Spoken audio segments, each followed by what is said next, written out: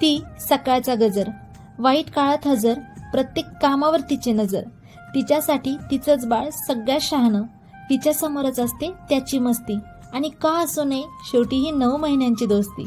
तिचा हात म्हणजे उशी, आपलं जग म्हणजे तिची खुशी. देवळात देवी जशी, प्रत्येकाच्या घरात आई तशी. सगळे पसारा करणार, ती एकटी मात्र आवरणार. प्रत्येक जण आपल्या वेळेनुसार घर सोडणार, ती मात्र तिची वेळ आपल्यानुसार ठरवणार. शाळेला, ऑफिसला सगळ्यांना रविवारची सुट्टी, पण तिच्या कामाला, विशेषतः स्वयंपाकाला कधीच नसते सुट्टी. रविवारीच तर दिसते चमचमीत पदार्थांची गर्दी. या गर्दीत विसरते ती की तिलाही हवी असते एक तरी सुट्टी. घरात कधीही कुणीही तिच्या या सुट्टीसाठी बोलत नाही आणि ती मात्र प्रेमाशिवाय काहीच मागत नाही. आई झाल्यावर कळतं, आई होणं सोपं नाही, आई पण निभावणे एवढं कठीण, या जगात दुसरं काही